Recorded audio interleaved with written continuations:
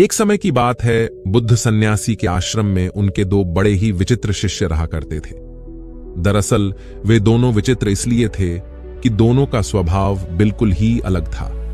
जहां एक शिष्य का काम सभी के कामों में गलतियां निकालना और सभी को बिना मांगे भी सलाह देना था, तो वहीं दूसरे शिष्य का स्वभाव कुछ ऐसा था कि यदि उसे कोई कुछ कह देता था तो वह जवाब नहीं दे पाता था और घंटों इस बात पर विचार करता रहता था। दोनों आपस में अच्छे मित्र थे।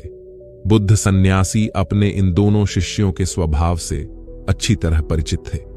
एक बार की बात है, दोनों में से वह शिष्य जो जवाब नहीं दे पाता था, वह बुद्ध सन्यासी के पास पहुंचा। दरअसल वह बेहद दुखी था। बुद्ध सन्यासी ने जब उससे उसकी परेशानी का कारण पूछा, तब उसने बताया कि उसका अपना मित्र ही उसे हर समय नीचा दिखाने का काम करता है। उसके मित्र की इस आदत को देखकर आश्रम के अन्य सभी बड़े छोटे लोग भी उसे चिढ़ाते रहते हैं और कुछ न कुछ कहते रहते हैं। लेकिन दुख की बात यह है कि वह कभी उन सबको उत्तर नहीं दे पाता है, नहीं ही उसे वह तरीका पता है जिससे ऐसे लोगों का सामना किया जा सके।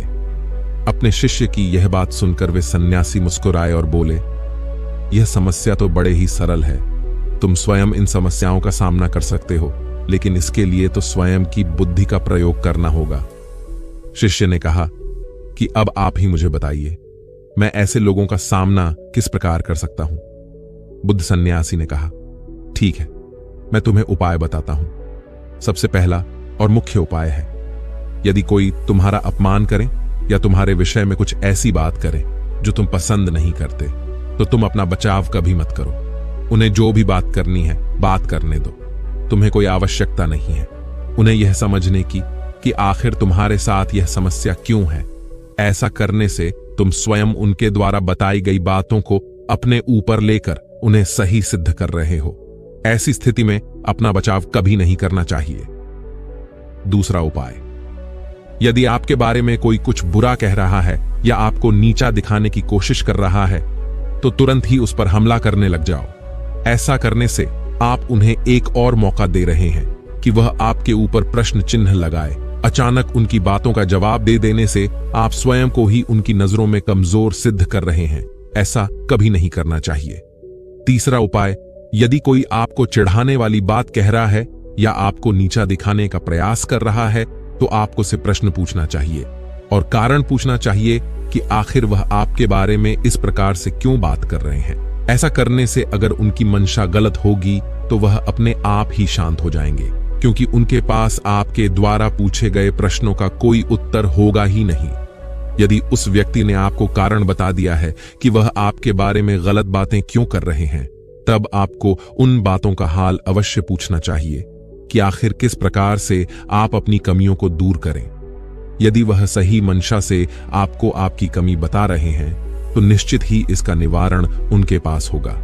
उदाहरण के लिए, किसी ने आपको आपके काले रंग के लिए रोक दिया है, तो सबसे पहले आप अपना बचाव करते हुए उनकी पूरी बात को सुनिए और यह जानिए कि काला रंग होने से आपके क्या क्या नुकसान है।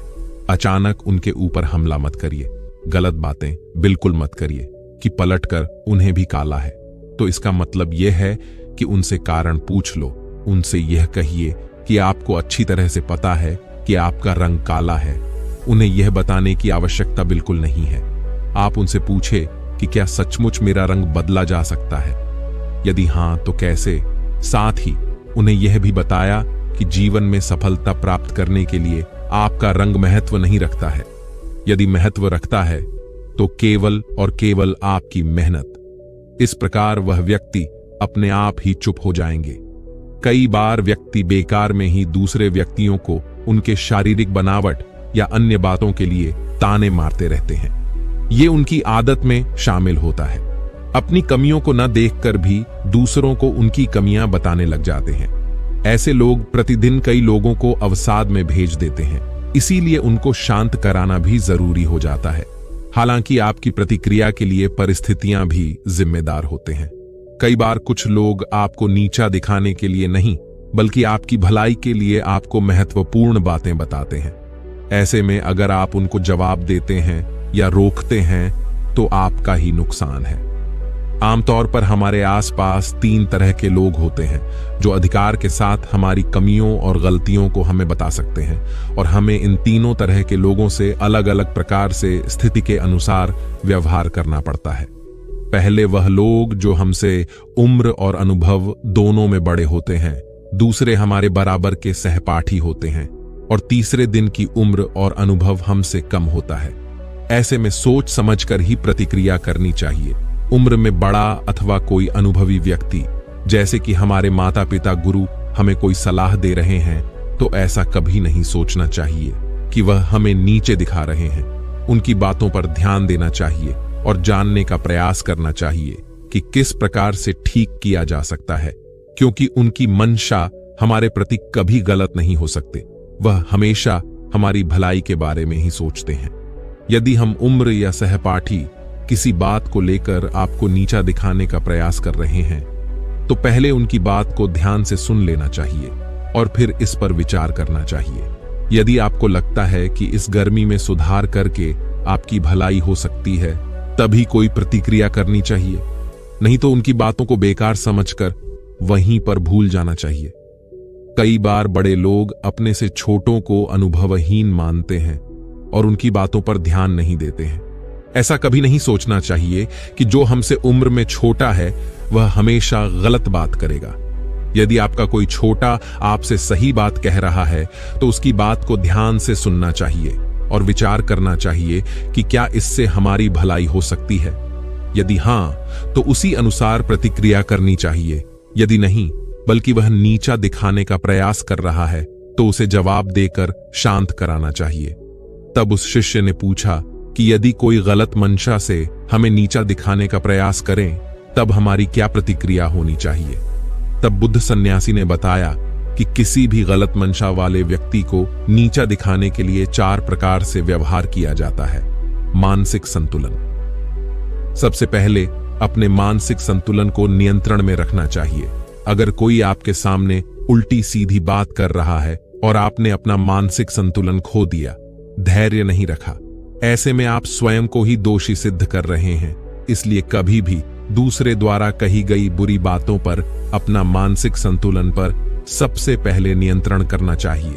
यदि उस समय अपने धैर्य रख लिया, तो निश्चय ही समय आने पर आप उस व्यक्ति को बिल्कुल सही जवाब दे पाएंगे। ऐसा जवाब देंगे कि दोबारा वह व्यक्ति आपको कुछ नहीं कहेगा। वाणी पर संयम। कोई आपको नीचा दिखाने वाली बात कर रहा है, तो उसके बाद को धैर्यपूर्वक सुन लेना चाहिए और अपनी वाणी पर संयम रखना चाहिए। कई बार व्यक्ति दूसरे द्वारा कही गई बुरी बातों पर अपनी वाणी का संयम खो देते हैं और सामने वाले व्यक्ति को गाली अथवा बुरी बातें कहने लग जाते। ऐसा कभी नहीं करना चाहिए। हमेशा अपनी वाणी पर संयम रखना चाहिए, क्योंकि ऐसा करने से आपके ऊपर कोई दोष नहीं लगेगा।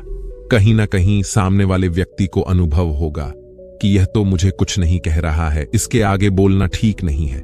उसे बात का कोई फर्क नहीं पड़ता।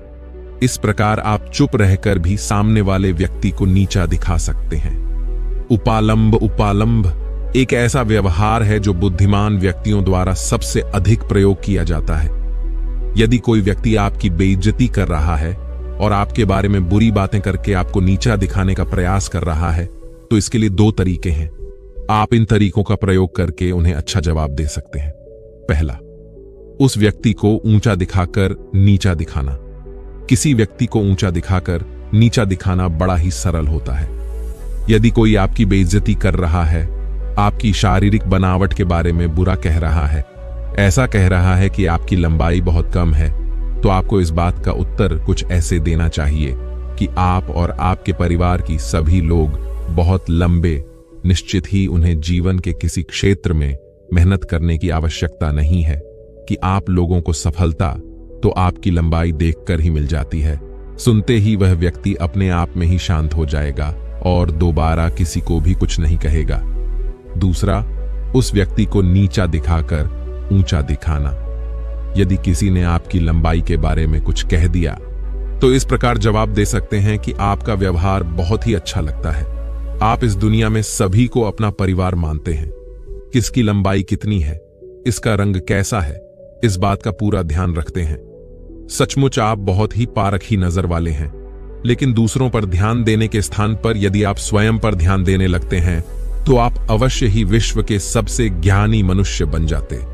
इतना सुनते ही निश्चित ही वह व्यक्ति समझ जाएगा और 2 बार आपको कुछ नहीं कहेगा। चौथे प्रकार के व्यवहार हार को हम प्रतिनिवारण के नाम से जानते हैं। इसका अर्थ यह हुआ कि सामने वाले व्यक्ति ने जो निवारण आपकी कमियों को ठीक करने के लिए बताया है, आप उसी बात को काट कर जवाब देते हैं।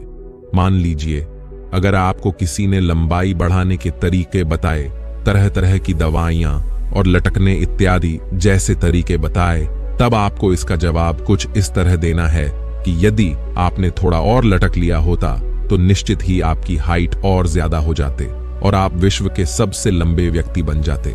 इस प्रकार का जवाब सुनकर व्यक्ति को यह महसूस हो जाएगा कि यदि हम इसे किसी बात को लेकर कुछ कहा तो यह बर्दाश्त नहीं करेगा और हमारी बेइज्जती कर देगा, इसलिए वह दोबारा कुछ कहने की हिम्मत नहीं करेगा। इस प्रकार बुद्ध सन्यासी ने अपने को नीचा दिखाने वाले व्यक्तियों से सावधान रहने और उनके साथ व्यवहार करने के अच्छे तरीके बताए। बुद्ध सन्यासी की बातों को सुनकर वह व्यक्ति अपने आप में आत्मविश्वास महसूस कर रहा था। बुद्ध सन्यासी से वादा किया कि वह इस प्रकार के तरीकों को अपनाएगा और दूसरों को कभी स्वयं का अपमान नहीं करने देगा। तो दोस्तों, उम्मीद करता हूं आपको इस कहानी से जरूर बहुत कुछ सीखने को मिला होगा।